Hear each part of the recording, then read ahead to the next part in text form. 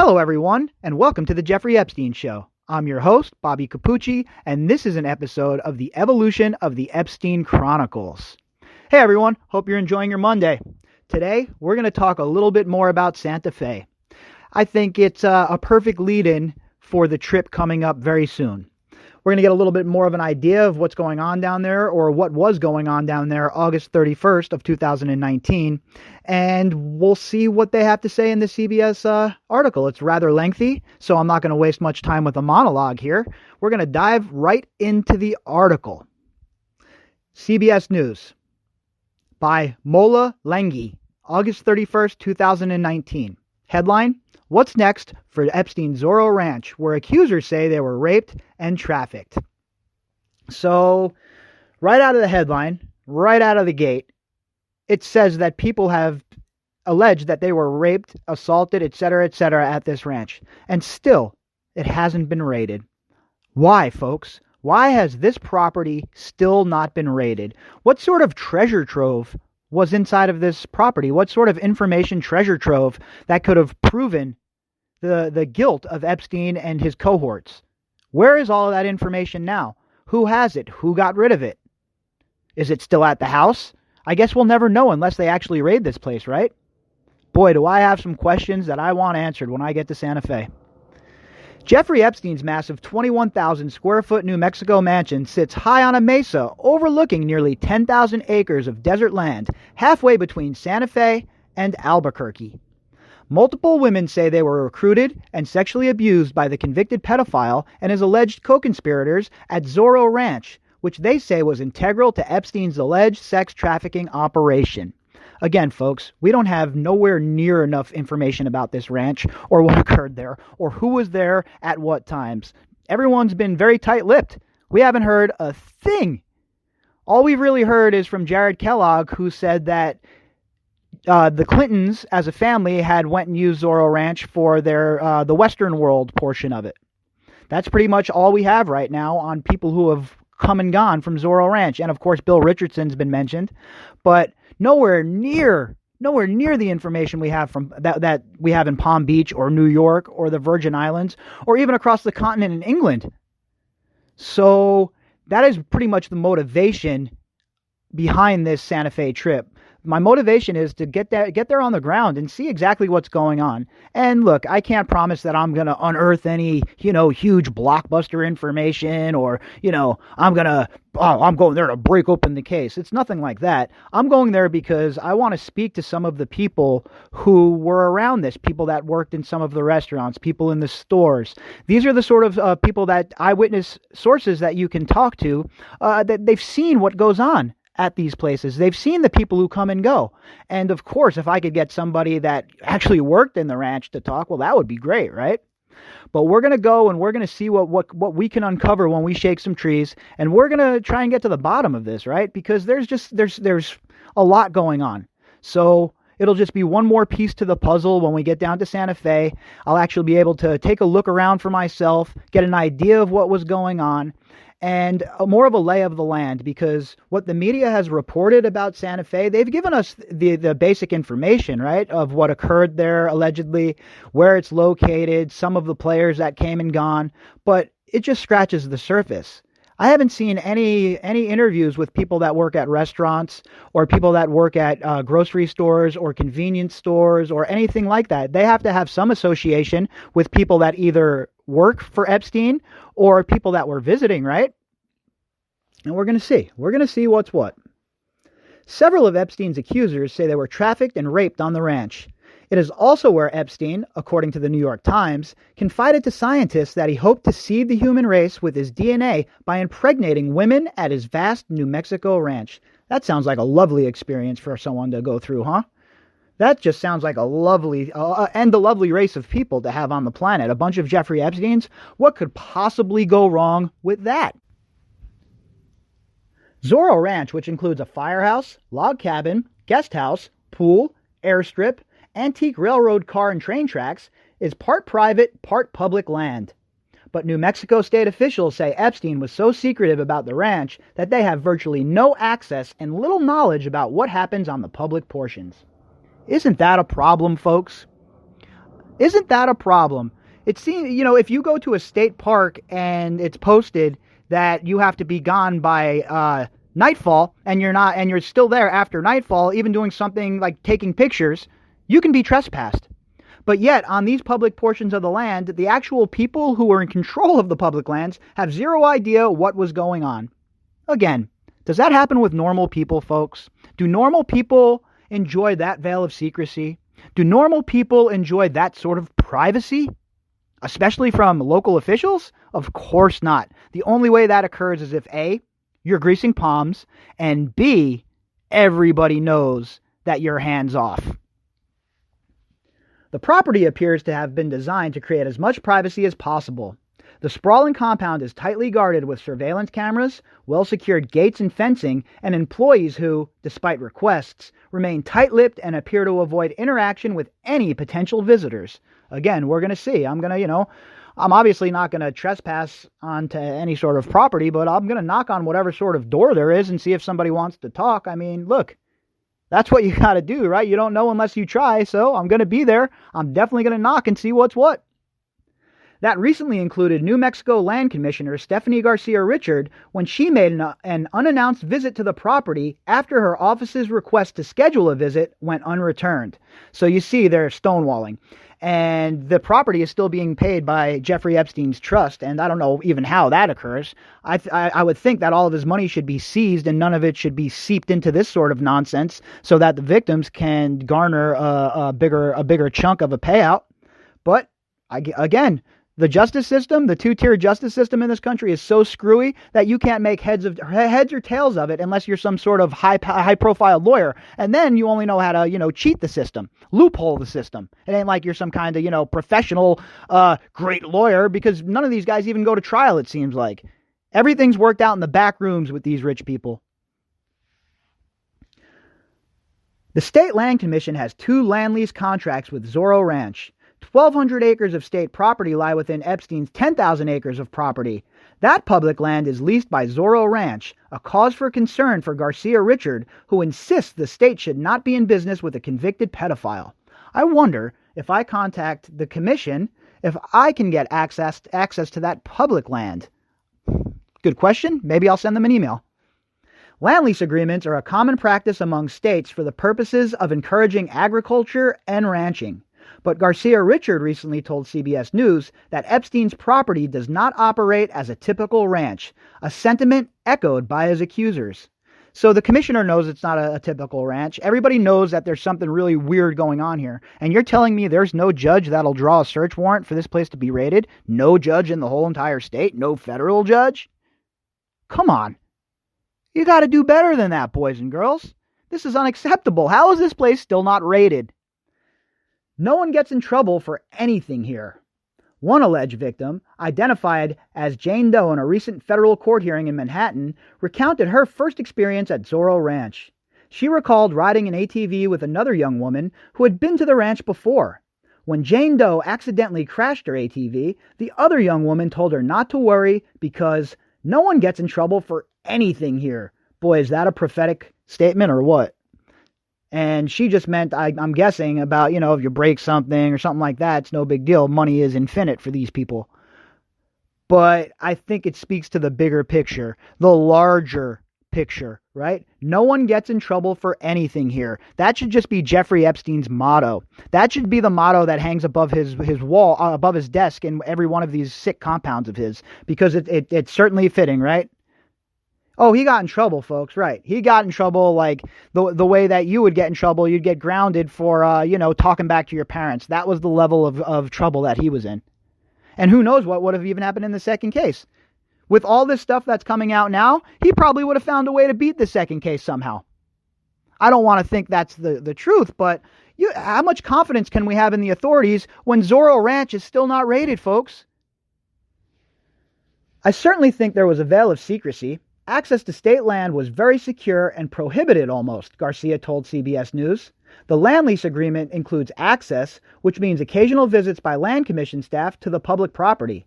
But the land commission said while this is usually an easy process with their other state land lessees, it was never as simple when dealing with Zorro Ranch, which appeared to control the terms of any visits by state officials.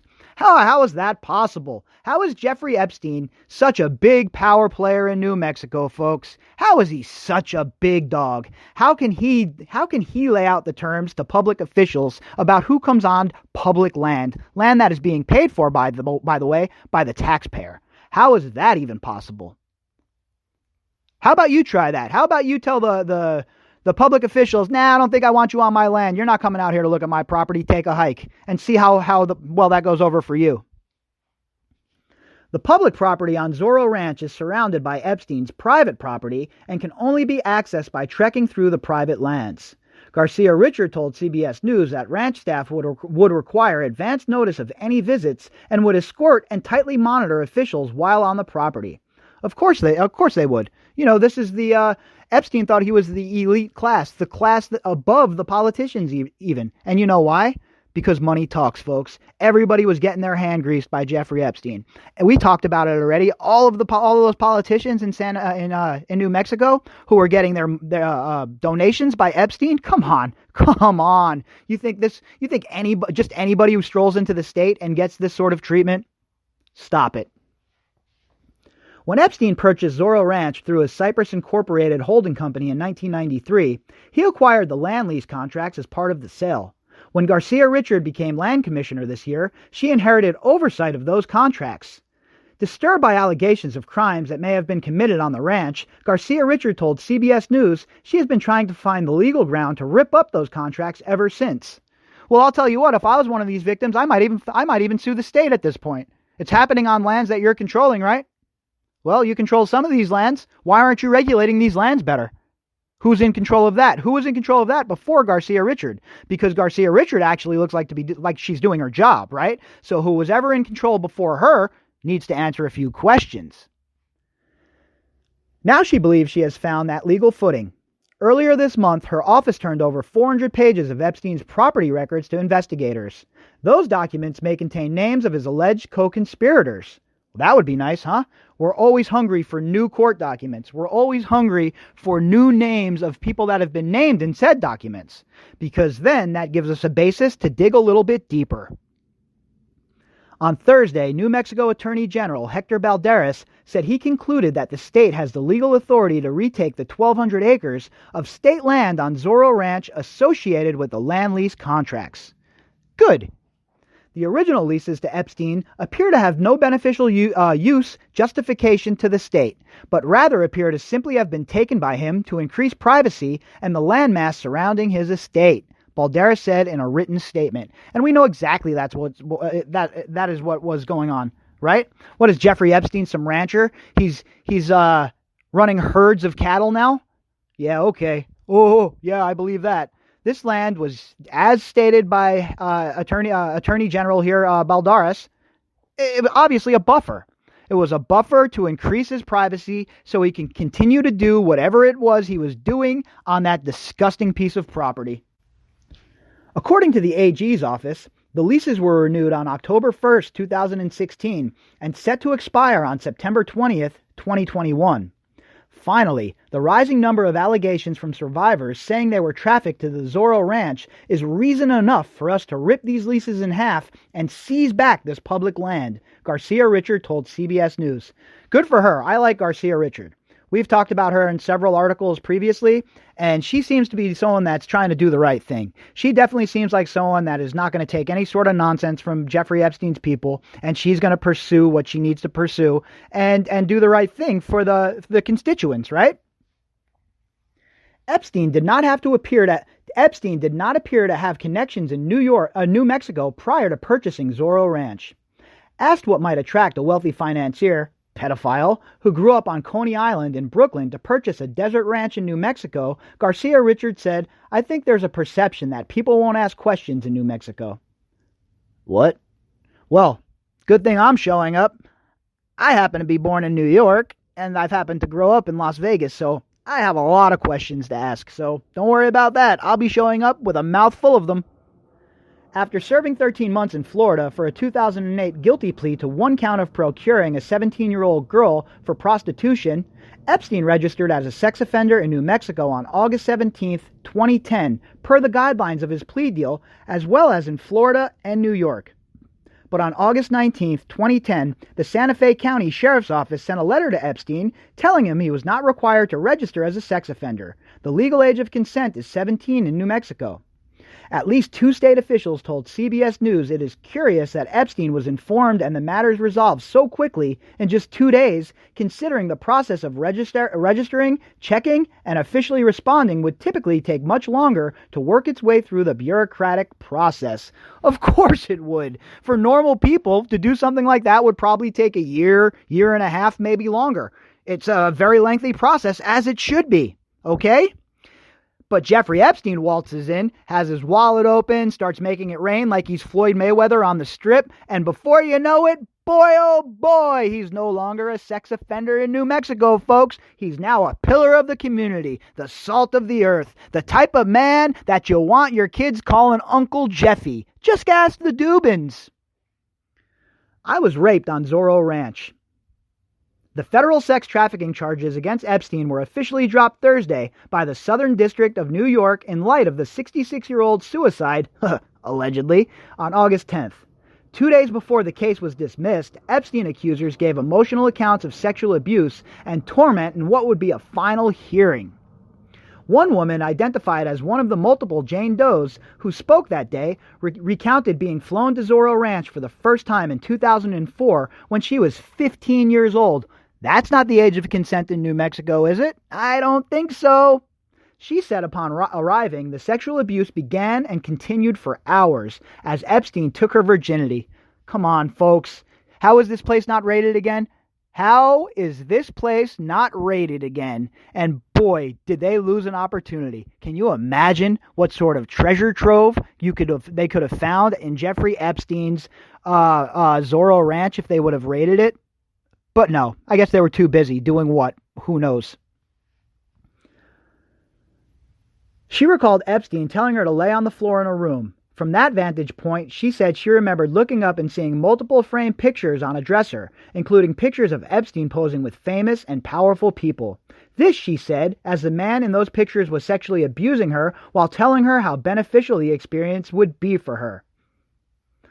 Again, folks, and that is why I am so hard on the enablers. Who do you think was in the pictures with Epstein on the walls? I don't know. I'm not gonna speculate. It could have been any number of people. But if you're the person being assaulted, if you're this girl, put yourself in her position, 15 years old. She sees pictures of this man hobnobbing with all of these powerful people on the wall. You don't think she's going to be scared to talk? You don't think she's going to be intimidated? Of course she's going to be. And Epstein knew it. And that is why he wiggled his way into those levels of power. That is why he kicked down the door and stormed the socialite scene of New York City. And that is why all of those high and mighty, ivory tower sitting mofos are guilty of enabling Jeffrey Epstein's behavior. Shantae Davies spoke at the same hearing. She said she was recruited by Epstein's ex-girlfriend, Ghislaine Maxwell. She said it began as what seemed like an opportunity of a lifetime. Epstein and Maxwell took her in, gave her a job, and traveled with her around the world. Maxwell has denied any wrongdoing and has not been charged with a crime. Not yet, anyway. It's coming. Miss Maxwell, we're coming for you. Okay? The long arm of justice is going to wind its way towards you, and once it does, you're going to be engulfed in its grip, nice and tightly. Davies told CBS News that Epstein sent her to culinary school and paid for her sister to study abroad to be a translator in Spain. But Davies said for her the focus was education. She recalled feeling like part of the family, but now says all the perks were accompanied by a horrifying level of sexual abuse. I was raped on Zorro Ranch at least twice, she told CBS News. All right, dead stop. All right, let's stop. Hit the brakes, slam on them, hit the emergency brake, all of it. How is this not enough for this place to be raided? Why aren't there charges against his facilitators in New Mexico yet? I don't really understand what's going on in New Mexico, folks. I don't understand the mindset. I don't understand the people there. Like, I don't understand the culture so much. And that is, again, that is why I have to go. That is why I have to go there and immerse myself for a few days and try and understand what the hell was going on in this place. Davies described that what she believes was a sophisticated operation of rape, exploitation, and manipulation of young women disguised as growth, apprenticeship, and education. It was about the third or fourth encounter meeting the two of them where things progressed to rape, Davies told CBS this morning. He made it very confusing. The way that they were able to orchestrate and manipulate the situation, led me to believe that something like that wouldn't happen again. So I did go back a second time, she continued. The veil of secrecy that Epstein appears to have created around Zorro Ranch extended to visitors. Folks, again, this is important. This is important. We know from the earlier investigations into Epstein that there were people working at airports that were able to be talked to. There were people at grocery stores. And it doesn't seem like there's been much of that so far in Santa Fe. So it has to occur. That's the only way we're ever going to really understand what was going on there. Because stories like this, they scratch the surface and then they leave it up to us to either come to conclusions or to dig deeper. And while this is a pretty lengthy report, again, it just scratches the surface.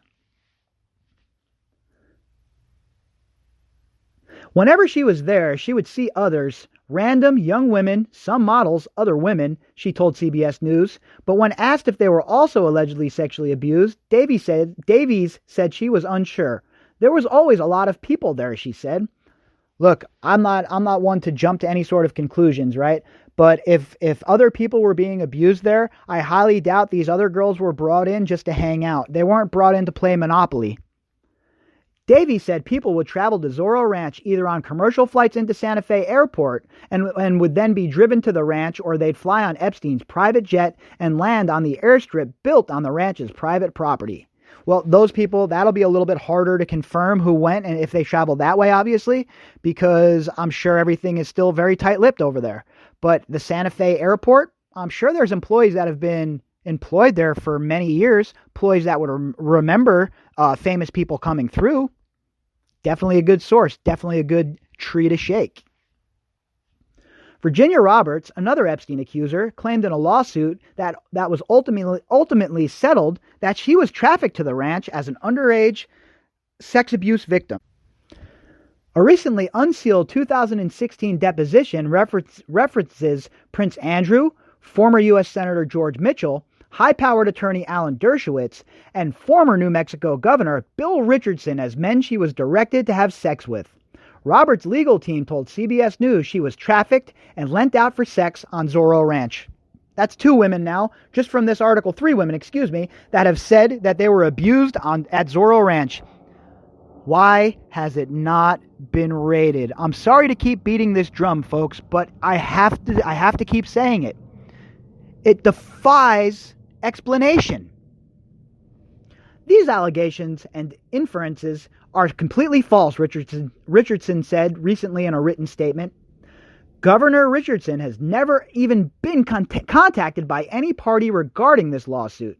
To be clear, in Governor Richardson's limited interactions with Mr. Epstein, he never saw him in the presence of young or underage girls. Governor Richardson has never met Miss Roberts. Yeah, okay. Sure sounds like Prince Andrew's response as well, Governor Richardson. Governor Richardson certainly has questions to answer, folks. We don't know enough about what he was up to with Epstein. We don't know nearly enough what he was up to. Former Governor Richardson is known to have visited Zorro Ranch at least once. Maria Farmer, another Epstein accuser, claimed in an affidavit submitted to a federal court in New York that her sister, Annie, told her she was flown to the ranch in 1996 and molested by Epstein and Maxwell. She was only 15 at the time, and they directed her to take off all of her clothes and get on a massage table. Maxwell and Epstein then touched her inappropriately on the massage table, Farmer said in the court document. Another accuser, identified as Priscilla Doe in her recent civil lawsuit against the Epstein estate, claimed Epstein coerced her to engage in sex acts at Zorro Ranch between 2007 and 2010. That was after his first conviction, folks. again, this man did little time and then was let out to continue his spree of abuse and rape. How is that possible? With a fair justice system that meted out justice blindly to, it doesn't matter who you are in society. If you do something wrong, you're going to pay for the crime. Well, then Epstein would have been up Schitt's Creek, right?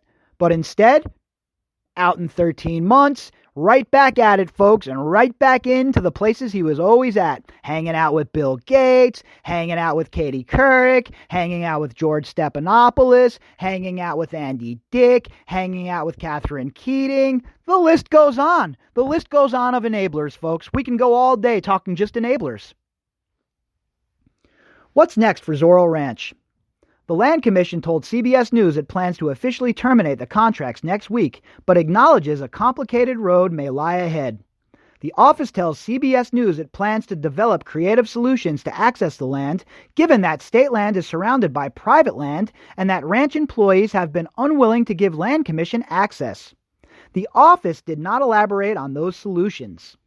Sources told CBS News that several women who say they were sexually abused and trafficked at Zorro Ranch have been interviewed by investigators. Have they been interviewed by investigators from New Mexico? And I know that they can't talk about it if it's an ongoing case, but one would hope that the state of New Mexico was investigating this as well, right?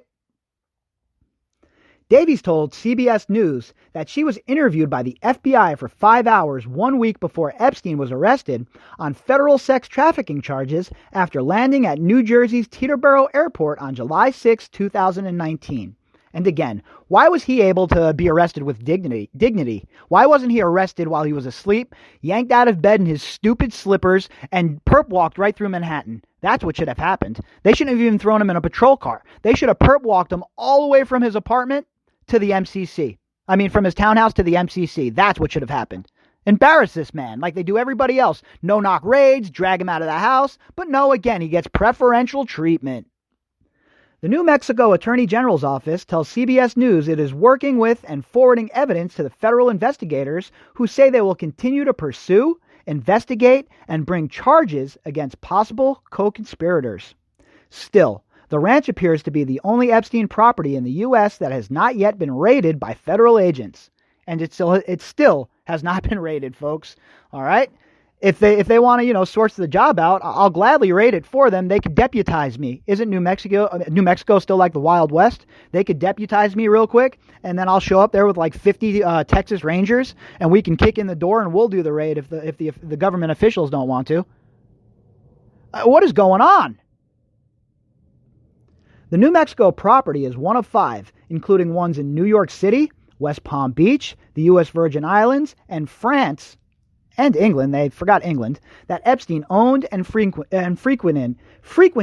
Zorro Ranch is believed to have accounted for roughly $17 million of Epstein's estate, with claimed assets valued at $577 million. That's just a drop in the bucket, folks. We all know that this fraudulent son of a bitch had money parked off overseas. He had money everywhere. I wouldn't be surprised if this guy had money buried somewhere out on this ranch. That's the kind of scuzzbag he was. So I don't want to hear this $577 million. Yeah, right. Just 2 days before Epstein's August 10th death, ruled a suicide by the New York City medical examiner, he signed a will that put all of his holdings into a trust and transferred his vast assets into a private trust. The trust is secret, not open to the public, and administered by trustees. Well, why wouldn't it not be secret? Everything about the man was secret. Even in his death, the government is allowing him to keep his secrecy. Why? Who are they protecting, and why? Attorneys for Epstein's accusers admit the legal battle with the multimillionaire's estate may be a long one, but it's one they're willing to have. Several civil lawsuits targeting Epstein's estate have already been filed, and more are expected. Along with federal prosecutors, Epstein's accusers say they too will pursue and seek justice from anyone who may have exploited and abused them in relation to Epstein. That's the rallying call right there, folks, right? That's the call to arms. If the abusers are willing to go the extra mile, then I am willing to go the extra mile here on this podcast and talk about it every single damn day, because that's what it takes. I'm going to talk about it until people are tired of hearing about it, because just from that article alone, look at the dereliction of duty by the federal government by not raiding that ranch right away. Every single one of his, when he was arrested, every single one of his properties should have been raided at the same time. Every property should have been raided at the same time so that they couldn't stash evidence or get rid of evidence. But no, he gets arrested, his people find out he's arrested, and just like the first time when you had, his assistants removing whole computers from his house at Palm Beach, I bet you that was occurring this time. Stuff being burned, hard drives being destroyed, pictures being destroyed, all sorts of evidence being destroyed. All because they didn't raid these places all at the same time. How is that even possible, folks? If they were slapped with the RICO charge, I know you don't want to hear about RICO anymore. Enough's enough with the RICO, but I can't help it. I have to keep referring back to it, because if they slapped him with that RICO charge, forget it. All of this stuff would already be seized by the government.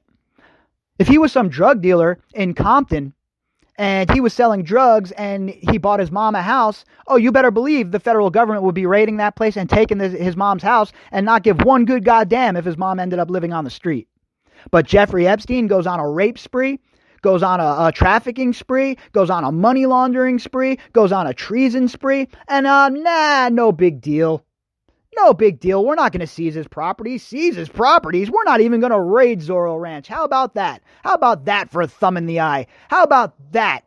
All of you that believe in truth and want justice, go ahead and put that in your pipe and smoke it, is basically what the federal government's telling us right now. So, again, when I get to Santa Fe, questions are going to be asked.